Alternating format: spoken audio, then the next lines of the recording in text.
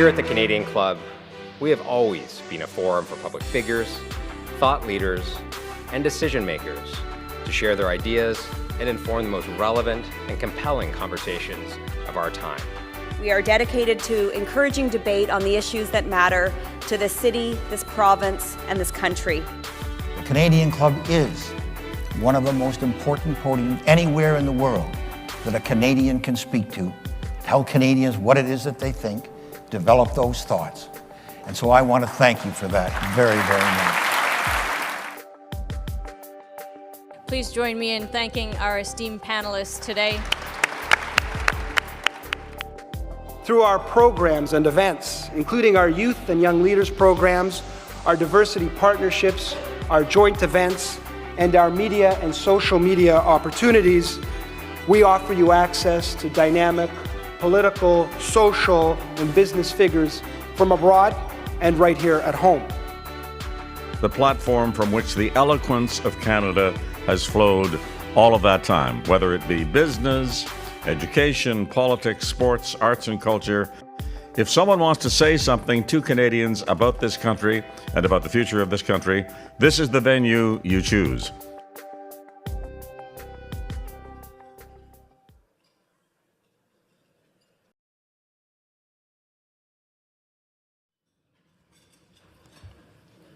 Hi. How are y'all doing? Everyone enjoy lunch? Catch up with each other? Great. Fantastic. In case you missed it, I'm Melanie Griffith, once again. I appreciate those of us who are joining online, and a special thanks to our AV services from Van Valkenburg Communications and livemedia.ca. We also appreciate the generous sponsorship provided by TD Bank Group. Thank you for helping us to make this event possible, as well as our season sponsor, Canadian Bankers Association, and for its continued support, your continued support. Our club is grateful for the season-long partnership with Canada's Forest Trust, an ESG company planting smart forests to take action on climate change. The Trust's efforts have helped us reduce our carbon footprint this season, and we are thrilled to have Air Canada, our official airline, as a sponsor. We can agree that these are tumultuous times. Whether it's the economy, the environment, technology, or politics, disruption seems to be a common theme. What do these shifts mean for the shared future of our closest neighbor? The U.S. ambassador brings a lot of experience and insights to share. What questions do you have for him? Please use the Q&A cards on your table, old school paper and pen. We will collect them and share them with Rita, who will be moderating the discussion. For those joining online, please hit the question button on the right-hand side of your screen at any time during the broadcast. And now it's my pleasure to introduce our speaker. Before his ambassadorial, that's a word right there, appointment by President Joseph Biden, David L. Cohen served as senior advisor to the CEO at Comcast Corporation.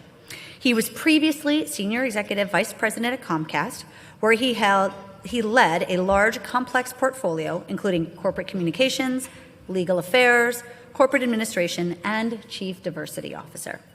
Before joining Comcast in 2002, the U.S. ambassador to Canada served as a partner and the chairman of Ballard, Spahr, Andrews, and Ingersoll LLP, one of the 100 largest law firms in the country. And for a 5-year period, beginning in 1992, the New York native served as chief of staff to the mayor of Philadelphia. My first question, of course, is how do you pick who you root for team-wise when you are a New Yorker working for the mayor of Philadelphia? But I'm sure he will address that later.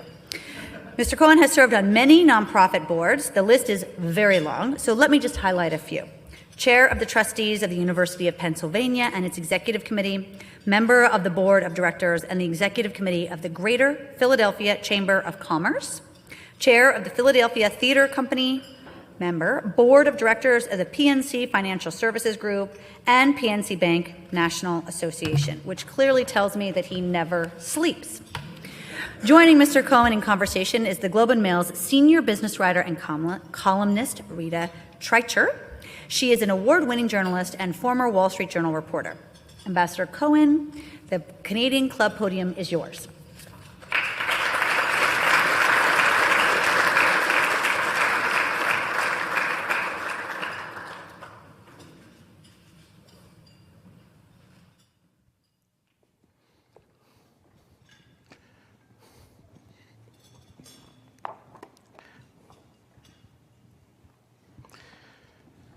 So thanks very much, Melanie, and thanks very much all of you for joining us here today.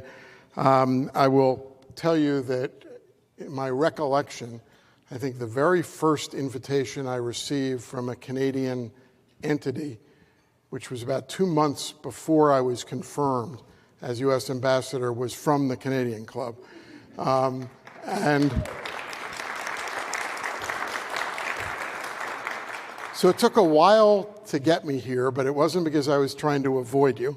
It was just the perils of scheduling.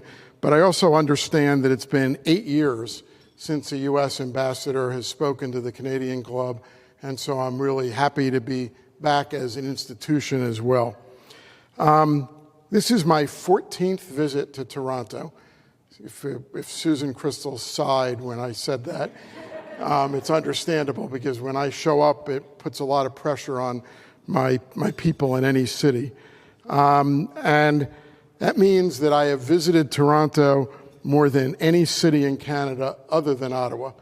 And and there is a little bit of a competition. It's mostly between Toronto and Montreal as to who gets me the most times. But Toronto is pulled ahead by 2 or 3 visits at this point. So when I agreed to serve as President Biden's representative to Canada, I wanted very much to make sure that I got out of the Ottawa bubble and traveled throughout Canada to meet with Canadians from coast to coast to coast and beyond. As one experienced diplomatic friend advised me, I always need to remember that President Biden appointed me to be the U.S. ambassador to Canada, not the U.S. ambassador to Ottawa. And it's easy to get seduced into just staying in Ottawa. It's a nice city, it's comfortable, it's populated with a lot of people who are like the people I'm used to hanging around. It's very much in my comfort zone. But over the past year and a half, I have traveled, the team tells me, more than 54,000 miles. I've been in Canada long enough. I know I need to translate that into kilometers. So that's 88,000 kilometers throughout Canada. My travels have given me the opportunity to attend literally hundreds of meetings and events and see and meet with thousands of people from all walks of life and where they live, in their places of business, in their local hotels, in their local social clubs, in their living rooms, and even in their local hockey arenas. In southern Ontario, by way of example, I visited Windsor to tour the Gordie Howe Bridge and visited sites in Chatham, Kent, and the Niagara region that showcase the Underground Railroad and illustrate the deep roots of our shared history. I have a particular fascination about Harriet Tubman, who, of course, toward the end of her career, called Canada home, but for a big part of her career called Philadelphia home because of the presence of Quakers in Philadelphia. And so that's just one example of a shared history between my hometown of Philadelphia and Canada. I've also visited the Toronto Stock Exchange and met with large and small businesses throughout Ontario. I've engaged with community groups and Indigenous peoples. Throughout my travels, I've seen countless examples of the shared values and the cross-border friendships that bind us together. Even at this reception, I've run into 4 or 5 people who are talking to me about their shared values and relationships that they have between Canada and the United States, including Melanie, just by way of example. So it's amazing how close these relationships are on a consistent basis. One of my top priorities as U.S. Ambassador to Canada, and one of the top priorities of the Biden-Harris administration, has been rebuilding the close relationship between the United States and Canada and restoring the trust that used to exist between Canada and the United States. I am pleased to say that the state of our country's relationship is truly excellent. President Biden's extraordinary visit to Canada in March illustrated the strength of the relationship and the closeness of our partnership. In the President's address to Parliament, he spoke about what the future holds for our relationship, and he said, and I'm quoting here, "It's a future built on shared prosperity, where Canada and the United States continue to anchor the most competitive, prosperous, and resilient economic region in the world." And in one sentence, that's about as good a definition of what the United States and Canada stand for. Furthermore, in their closing joint statement, President Biden and Prime Minister Trudeau pledged to work together to deepen our economic integration and create good jobs while catalyzing clean energy. Last year, President Biden signed the Inflation Reduction Act, or as we call it, the IRA. The IRA contains the biggest investment in history to curb emissions, promote clean energy technologies, advance environmental justice, and bolster climate adaptation efforts. Importantly, these incentive-laden programs will help to build integrated supply chains and make North America more competitive. The IRA and other programs under the umbrella of the IRA create incredible opportunities for the United States and for Canada and Mexico to open new avenues for trade and manufacturing in clean energy and to strengthen regional supply chains, which are the lifeblood of our economies. As President Biden said in Ottawa, the United States chooses to link our future with Canada because we know that we'll find no better partner, no more valuable ally, and no more steady friend. And the closeness of that relationship has definitely been my experience. And one of the great successes of Canada and the United States working together is driven by our country's mutual commitments to principles of diversity, equity, inclusion, and accessibility. I try and talk about that in every presentation I make.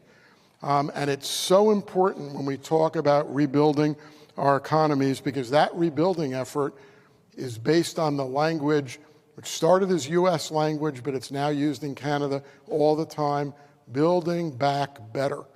So I'm a lawyer by training. Can't get away from the fact that words matter. Neither of our countries talk about building back our economy. We talk about building it back better. And building it back better means building it back so that it's more inclusive, it's more embracing, so that everyone benefits, and in particular that we make sure that we don't leave small and medium-sized enterprises, particularly those owned by women, people of color, indigenous peoples, and other underrepresented groups behind. So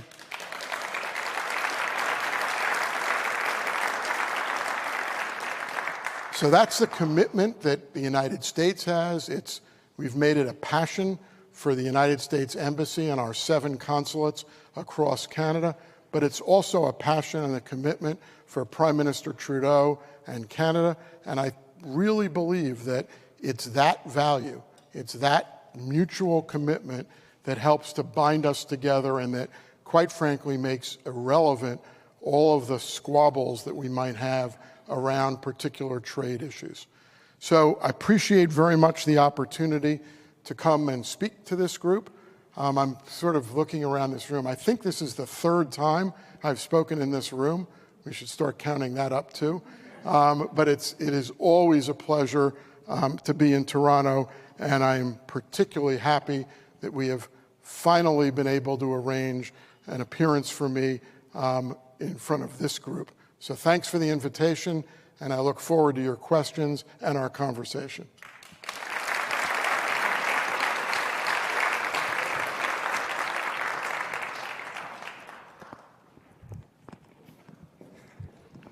I always know which seat is mine. It's the one with the Diet Coke. Although I learned today that if Melanie were up here, there might be 2 Diet Cokes there, and then I wouldn't know what seat was mine. Okay. Ambassador Thank you for being with us today. I have a lot of questions for you. I'm sure everyone in the audience has questions for you as well. So no one has to be anywhere before 7 o'clock tonight, right? Well, we'll try to get to as many of them as possible. So when President Joe Biden visited Canada in March, and as you pointed out, he touted the strength of Canada-U.S. relations. But as you noted, there are squabbles and points of friction, and some of them include things such as dairy, softwood lumber, Enbridge's Line 5, and even incentives offered under the Inflation Reduction Act. You yourself were quoted as saying that Canada initially threw a, quote, hissy fit over EV credits. Has the bilateral relationship really improved since the days of President Trump? And are we likely to see the resolution of these trade disputes anytime soon? So, in a sense, the way you phrase that relationship almost makes it too easy, because it's a pretty low bar to improve our relationship from the days of the Trump administration. So I can definitively say yes to that question. But I actually don't think that's a fair standard. I think on any objective level, the relationship from a trade perspective and from other perspectives, but I'll limit it to trade and the economy is, as I said in my remarks, is excellent. There is no better bilateral relationship for the United States in the world than the relationship that we have with Canada. So whenever I talk about this, and every dispute you named I am intimately familiar with, and I don't mean to belittle them, but I don't think we should bury the lead. And the lead is that in 2022, the United States and Canada enjoyed $3.25 billion Canadian a day in trade across our borders, generating millions of jobs in both countries. And that, for the United States, that is our largest trading relationship. For Canada, that is Canada's largest trading relationship by a mile. That relationship is up 20% year over year from 2022 to 2021. And beyond the gross numbers, more than 30 states in the United States enjoy their largest trading relationship with Canada. So you can't do any better than those numbers. They're simply remarkable. And President Biden, when he was here, used a line that I have used too. I think our relationship is so close that Canada and the United States, we're like a family. We're not like two countries. We don't treat each other the same way we treat any other country, even our other close allies in the world. We're like a family. But I ask you all to think about your families. Do you agree on everything all the time? Of course not. There are disagreements within the family.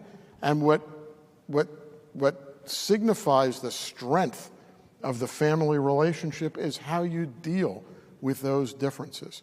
Do you approach them civilly? Do you try and reach compromises? Do you try to work together? Do you not lose sight of the overall value of the family unit and the family relationship? And that's the story of the United States-Canada relationship. We have our differences. Look, the EV battery dispute is an example. We had a difference. Canada was not happy about the direction of something. My team would prefer that I don't use the word hissy fit again, but they were not happy. So what did we do? We met, we talked. Canada did an excellent job making its case. We talked and we solved the problem. That's what the U.S.-Canada relationship is all about. Okay. On January 5th, President Biden tweeted, "Let's make 2023 the year of buying American." And so for Canadians, the concept of buying American can feel protectionist. What is your response to that criticism? So this is a sitting down conversation, but I had the opportunity to give a fairly comprehensive speech on this subject, which included my 9 reasons why Buy American is not protectionist. So I'm not going to repeat all 9 of those reasons for you. But I will note, first of all, as I said, just look at the volume and the value of the trade relationship between the United States and Canada. Those numbers that I gave you, $3.25 billion a day, largest trade relationship for more than 30 states, a growing relationship. They don't sound very protectionist to me. It's not, that would not be the way you would define a protectionist relationship. When you talk about the IRA, the Inflation Reduction Act, it is also not very protectionist because there are options available under the IRA, under the President's expansion of the Defense Production Act, under a variety of other programs that were part of that package for Canadian companies to enjoy the benefits of those programs. One of my favorite examples, and it's only one example, is a company called Li-Cycle. It's a Canadian company located in Hampton. It's a lithium recycling company. And when I was in Washington for the Select USA conference, which is a Commerce Department conference on that, I met with that company, and they told me that they had just received, pursuant to Inflation Reduction Act funding, a $375 million loan commitment from the Department of Energy to enable it to expand its lithium recycling business in Canada and the United States. And there are the $250 million in Defense Production Act funding that President Biden has announced. Canadian companies are fully eligible for those grants because they are truly an attempt to strengthen North American supply chains. So I think the overall current record of trade, commerce, cooperation between Canada and the United States is the opposite of protectionist. And that may not have been true under the prior administration. It wasn't true under the prior administration, but the way the prior administration did business is not the way this administration is doing business. And I think we embrace Canada as our most important trading partner, our most important ally, as the president said in the quote that I read. And I think that that's important. All that said, I shouldn't have ended with this. I should have started with it. I mean, let's understand that Buy American provisions in federal procurement law, and that's all the president was talking about in that tweet, were federal government procurements. Didn't apply to private sector businesses doing business with other companies in other countries. Let's understand that it is a fairly common element of federal procurement laws and regulations to favor host country companies. Canada has the same provisions. And I'll give you a recent example. When it came to purchase of pandemic supplies and pandemic remediation efforts, Canada invoked those Buy Canada provisions to exclude United States companies from selling personal protective equipment and other tools of fighting the pandemic in Canada. And there was a good reason for that, because Canada wanted and needed to stimulate Canadian companies to engage, to invest, and to work hard to provide that equipment. And so they afforded those companies a little bit of protection from American competition. The world didn't hiss and boo and say, oh my God, what is Canada doing? It is just a normal and customary way in unusual circumstances to stimulate your host country's businesses. It's not protectionist. There's a difference between protectionism and economy building in your own country and in your own continent. Okay, I appreciate your transparency. I should let the audience know that your team said that I could ask you anything. I love Americans for this because they mean it when they say that. I'm going to pivot and ask you about bank mergers in the United States. So in 2021, President Biden signed an executive order promoting competition in the American economy and asked federal agencies to increase their scrutiny of big bank mergers. And we just saw JP Morgan Chase, America's largest bank, pick up assets from First Republic. Of course, that was due to the banking crisis. But TD Bank's proposed acquisition of First Horizon fell apart after considerable delay. What should we make of the failure of TD's deal? And are there Canadian banks also likely to face more regulatory risk if they pursue deals in the United States? So this is a place where I have to remind everyone that I'm the U.S. ambassador to Canada. I'm not an economist. I no longer am actively practicing antitrust law and competition policy. But I bring some biases to the table. I don't believe that big is bad or big is necessarily bad.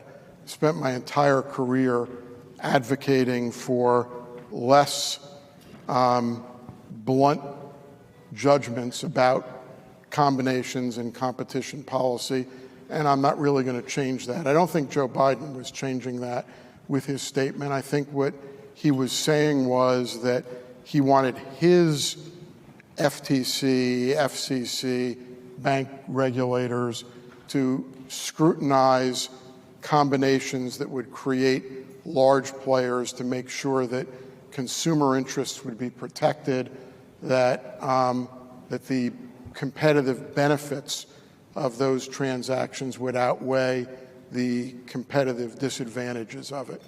And depending on the administration, the scrutiny may be more strict or less strict. That's one of the rhythms of American politics and American government.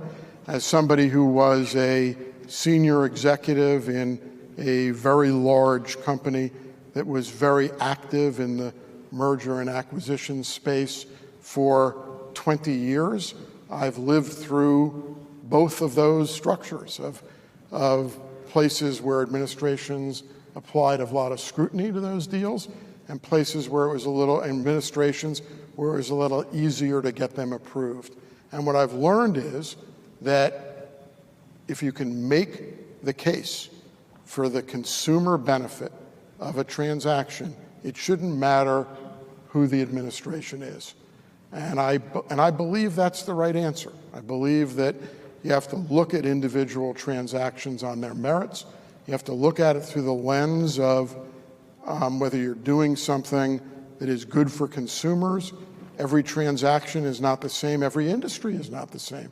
As you said, in dealing with the banking industry, there's just no doubt about how much bigger banks have become in both Canada and the United States, maybe more in Canada than in the United States, but I think that's happened because of the exigencies of the banking industry and looking out for how we're going to best protect the public and the integrity of our banking system.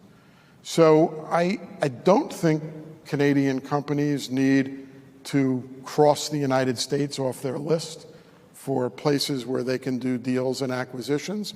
I think depending on the administration, you may have to be prepared to make a more compelling case than you might have to make in another administration. And I think that's okay. I think that's the way our competition policy should be handled. Okay, given your previously held roles at Comcast, let me ask you about telecommunications, which is another protected sector here in Canada.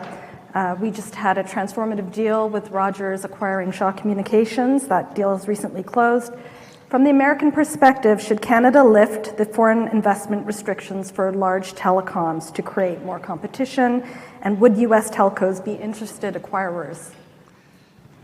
So again, I have to go back to my line. I'm the U.S. ambassador to Canada, and there's actually a further refinement on that, which is that the conflict of interest rules in State Department and for ambassadors are very, very strict.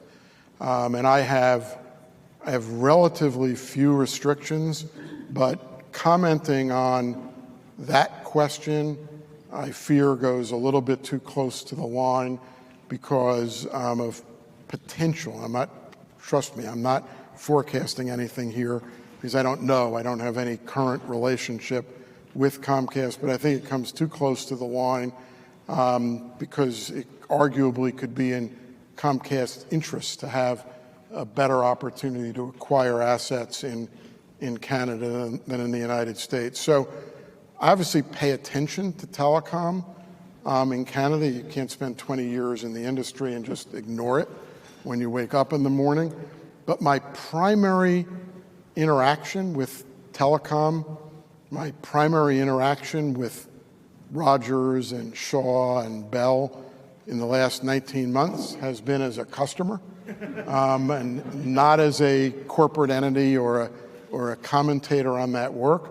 And I will say, and your people report this as well, that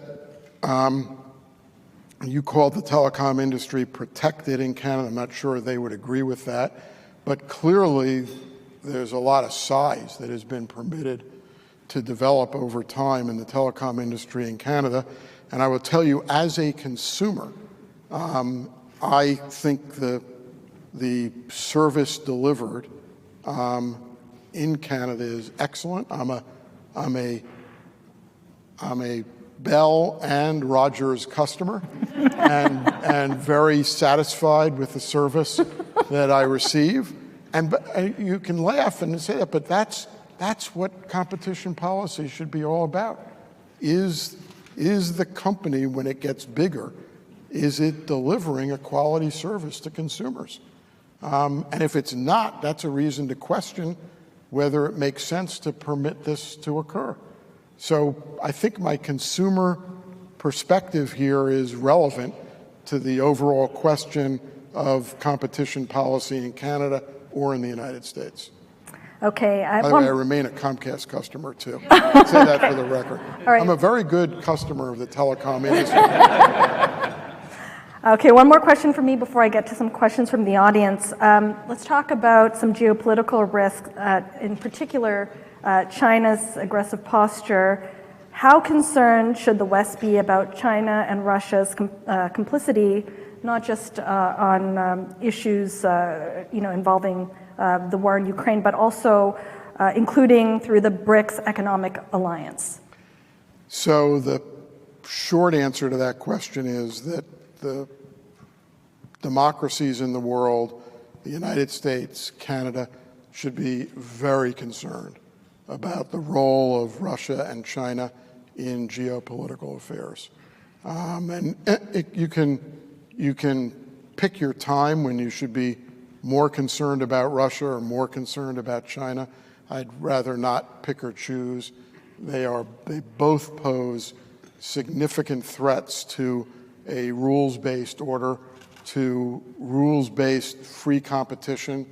They are troublesome players. The war in Ukraine is just an example.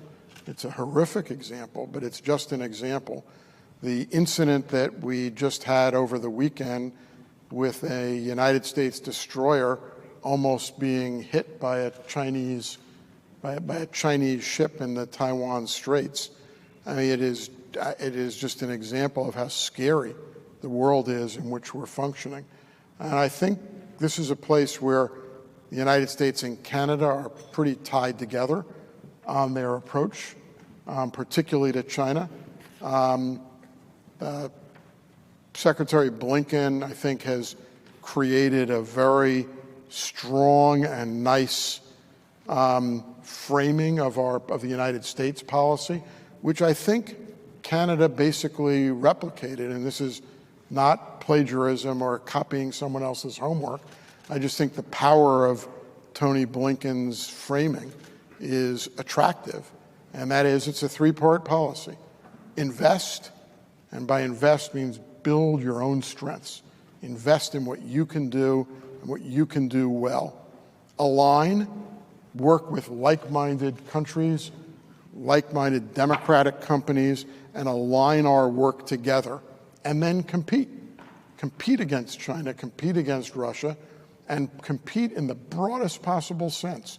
Because compete is not only see if we can cut into China's share of the global lithium market, but it is also compete and hold China and Russia accountable to rules-based competition. Try and inject elements of ESG into global competition. Try and make this not a race to the bottom, but rather a race to the top.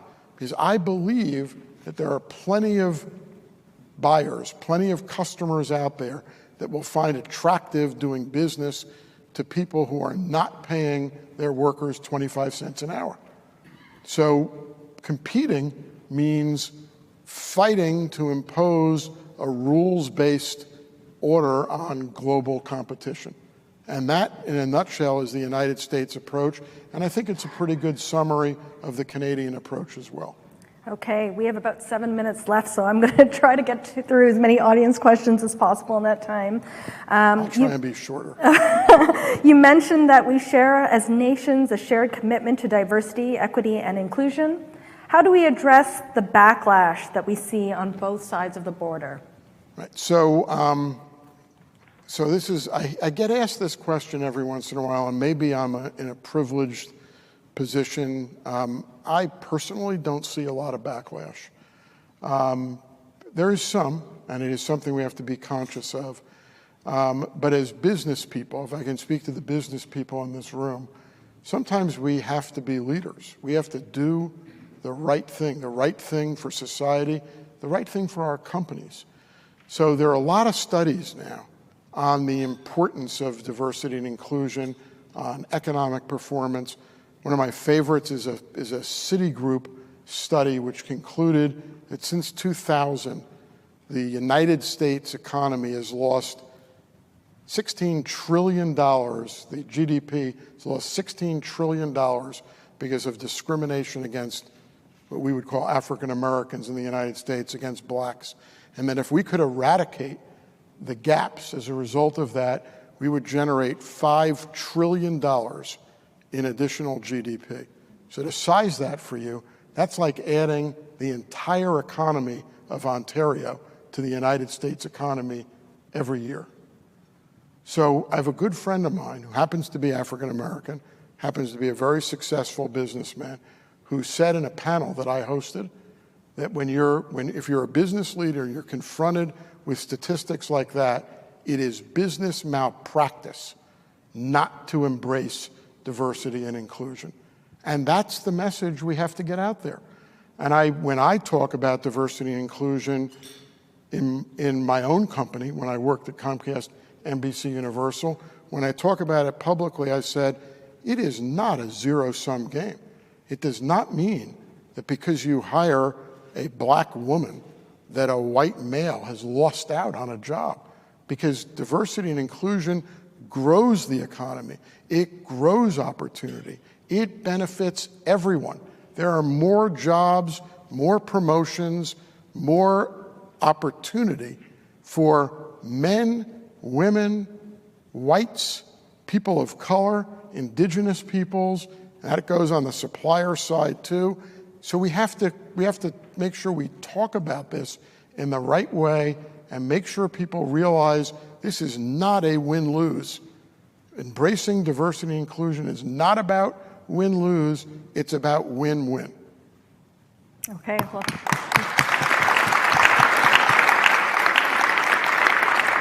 Thank you for outlining the collective cost to society of systemic discrimination. That's a really important point. Another question from the audience on a different topic. Is there any collaborative initiatives between Canada and the U.S. to address the current concerns about the use of AI? So the best answer to that question is they're coming.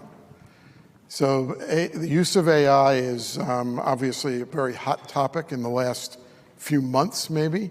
And there is a lot of collaborative efforts being talked about as to how we would work together to make sure we harness the advantages of AI, but also make sure we manage the downsides of AI. It's interesting, I think an important part of this discussion will be disinformation as well, because AI used in certain ways I think poses a tremendous risk for the spread of disinformation.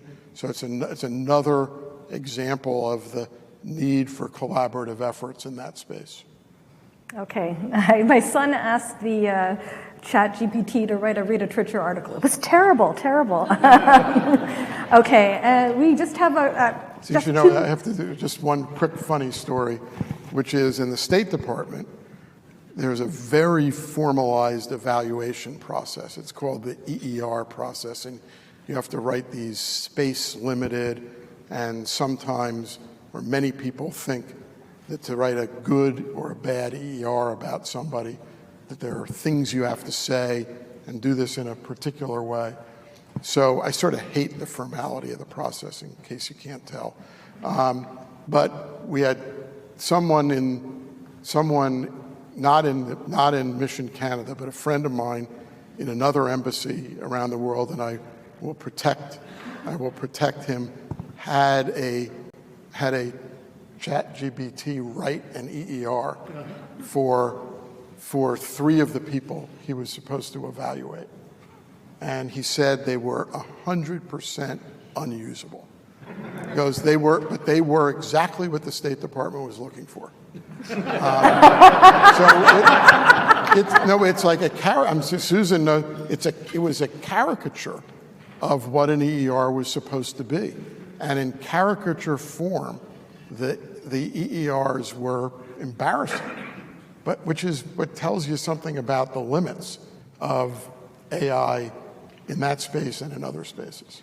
Okay, Ambassador, we're out of time. Just really quickly, I understand that you were at the first WNBA game in Canada. I was there too. My son bought me tickets as a Mother's Day present. Are we going to get a WNBA team in Canada? So I don't know the answer to that, but I had the opportunity to talk about that subject with the commissioner of the WNBA, who I know. She was the former CEO of Deloitte, which was and is Comcast auditing firm. So I met with her as a client, and I don't think I'm disclosing any confidential information, but it's obviously something that is of interest to the WNBA. If it wasn't of interest beforehand, the unbelievable reaction of the WNBA game here in Toronto was put anyone over the top.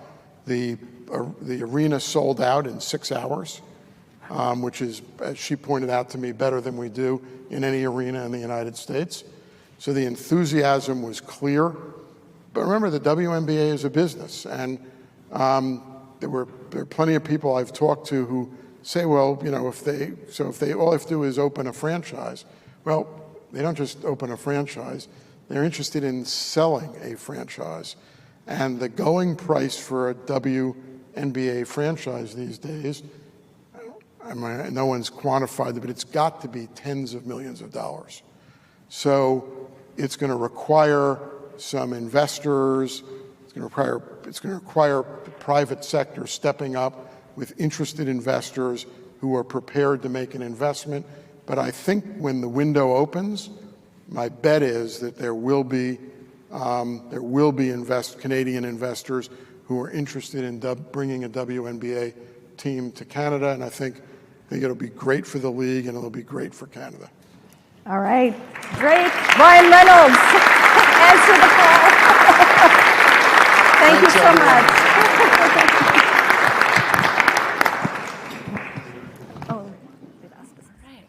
Okay.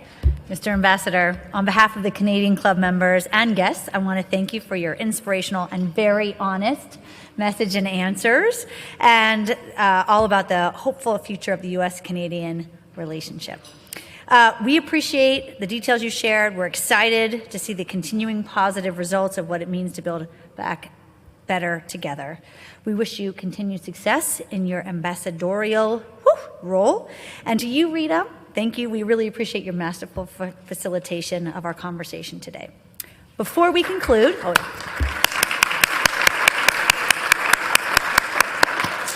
just a quick few highlights for our upcoming in-person events. Thursday, June 8th, that's right, this week, busy week, our club features a panel that will explore our energy future, including indigenous perspectives on how to leverage our leadership role in the sector. And next Tuesday, the 13th, we welcome the CEO of Purolator, John Ferguson. Please visit canadianclub.org, not the other one, or you'll get the liquor, to learn more about your upcoming events and to purchase your tickets. I'd like to offer another round of sincere thanks and appreciation to today's event sponsor, Christine and TD. Thank you very much.